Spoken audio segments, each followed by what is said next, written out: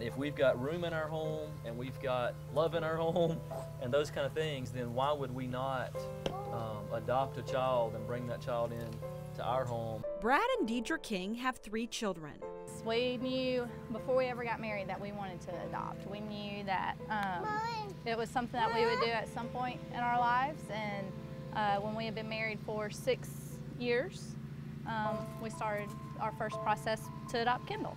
She came from Guatemala, and most recently they welcomed twins from Ethiopia, 22-month-old Selah and Josiah. They knew in advance one of the children was HIV positive.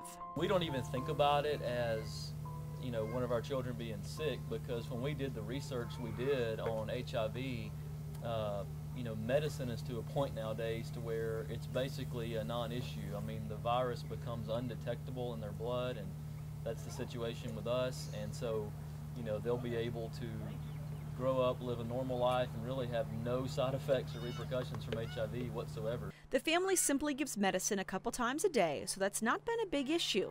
But the color of the children's skin has. Deidre has had some encounters where people, both black and white, have questioned their adoption.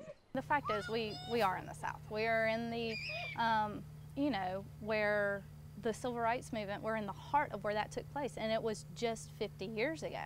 So there's, you know, so much hurt feelings, and I mean justifiable hurt feelings and struggles that are still going on to this day. So, you know, some people, we're the first interracial family that, or even multiracial family that they've come in contact with. So there are a lot of questions, a lot of stares. Brad says the only way they combat any criticism is to send back love. When they look at our family, we want people to see love.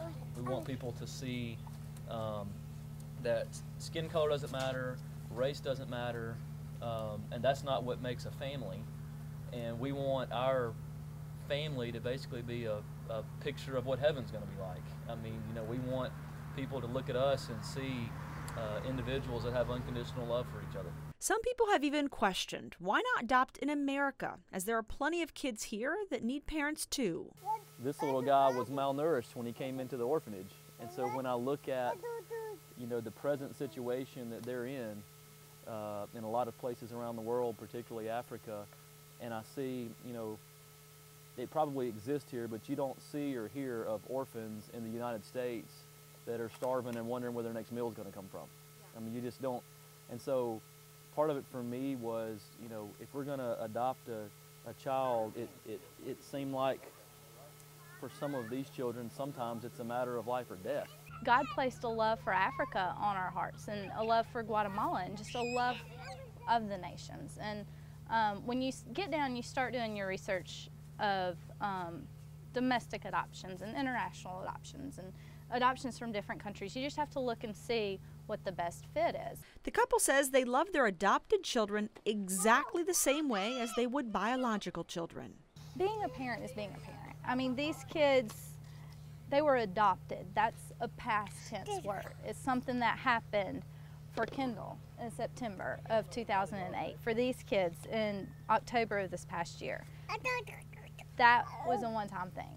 These are our kids. These are, we look at them and we don't see race. We don't see, you know, we just see Josiah, Selah, Kendall, and no different than if I would have given birth to them. You know, we've got the same fears and worries that any parents have. It's, you know, Broken arms. We've got broken arms. We've got, you know, busted heads. We've got crying fits. We've got, you know, am I doing enough? Am I feeding them the right foods? Am I, you know, educating them the right way? It's the exact same fears and concerns and joys of just being a parent. You know, my goal for them isn't necessarily for me to put them in a position where they can go to college and get a, you know, a high-paying job and live the American dream like we would see it be done. What I feel like is that, you know, God created them unique in His image.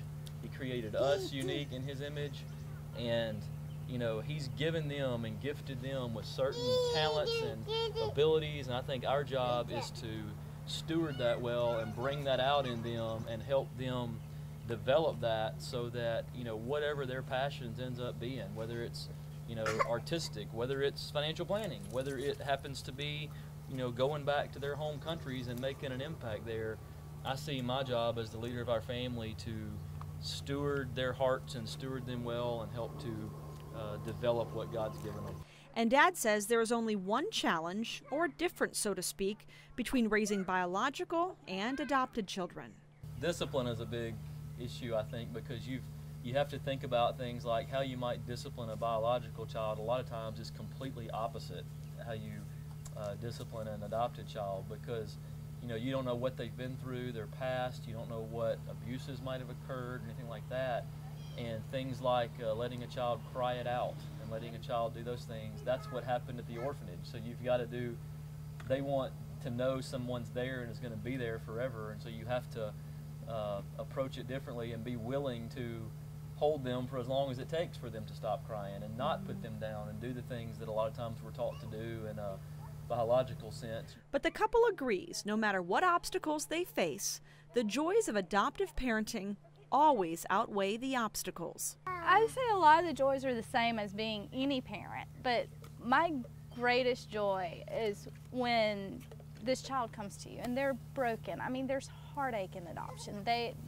Adoption is not a happy story. These children come from broken places, even if it's, you know, a simple, you know, we decide to place our child for adoption. And when you see your child come into your home and start getting the love and attention and knowing that their needs are going to be met and seeing that joy just come into their faces and the peace and the happiness that wasn't there before, that's one of the greatest blessings of adoption. If you're thinking about adopting, Brad and Deidre say you've got to go into it mentally prepared, ready for a possible roller coaster ride. Kendall specifically, when we were going through her process, Guatemala shut down in the middle of it.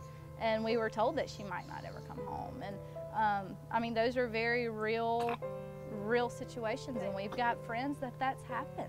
And, you know, they've lost their children and for various reasons, paperwork or just, you know, crazy things that are completely out of their control. And if you're on the fence, do we adopt or do we not adopt? This couple says go for it, and you'll be happy you did. There are a lot of unexpected things that come up. There are a lot of delays. It's gonna take you longer than what you think it's gonna take. So be prepared for that. But it is worth every, like I said, it's worth every tear, every worry, every late night, you know, waiting on that email to come in from across the country.